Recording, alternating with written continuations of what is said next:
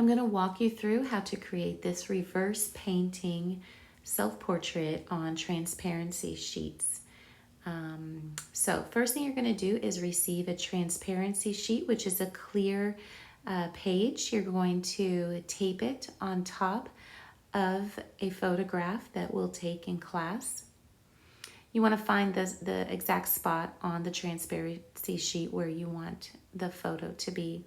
You're going to take a permanent marker and outline the basic shapes of your face, the basic features, not necessarily every single line. You're going to outline the basic shape of your hair. You're going to get kind of the outer shell shape of your hair. And then if your hair is straight or curly, you can put in just a few kind of lines to indicate that. You want to include kind of your shoulder area, your neckline, just something to kind of finish off the portrait.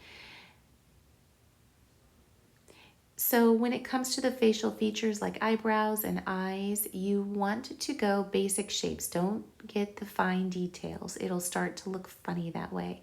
With your mouth, it's going to be best if you don't have to draw in any teeth. So if you could take your picture smiling with no teeth showing. If your teeth are showing though, we're not going to draw in every tooth. With the eyes, you want to be careful. You want to darken in the pupil and create the iris area, but leave the rest open. Your nose, you want to, again, you don't have to fill in like your nostril area, just maybe the line suggesting where it is, and kind of figure out how much of your nose you want to show. Don't outline every single part of it. I decided to add just a little bit of line showing where the bridge of my nose is.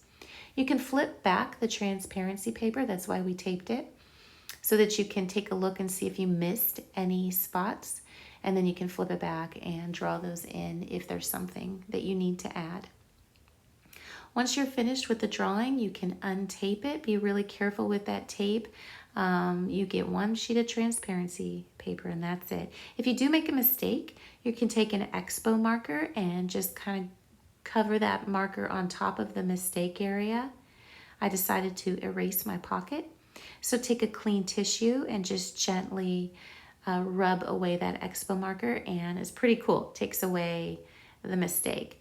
And then I'm like, I don't like that line either. And then I'm like, I think I want to add buttons. So if there's something to your shirt that's not really there, but you think you want it, go ahead and draw it in. And then if you change your mind and you don't like it, erase it. Just be careful right after you do draw with the permanent marker. It does take a moment to dry. You could smear it if you touch it too quickly. So just give it a few seconds, maybe blow on it, really make sure it is dry before you rub your hand against it. You can always test it out, and if it does smear, you can use the Expo to erase it.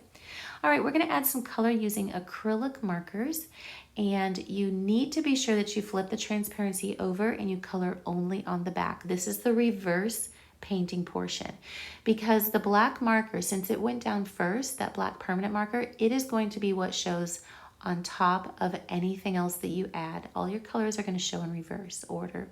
So I'm adding some pink for the lip, and if I flip it over, you can see that you do see that black outline. So there's a difference between the proper side and the reverse side.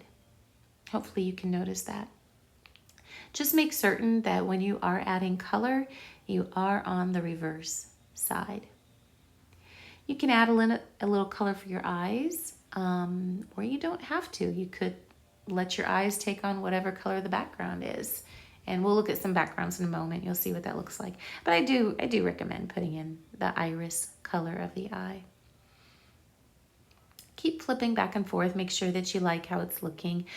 You cannot erase this acrylic marker with Expo. So just be mindful of that. Once you start putting this color on, it does need to stay on. So you don't want to smear it. You want to let it dry. And you don't want to try to erase it, because you're gonna really mess up the transparency. It's gonna be ruined. And you get one sheet, so be careful.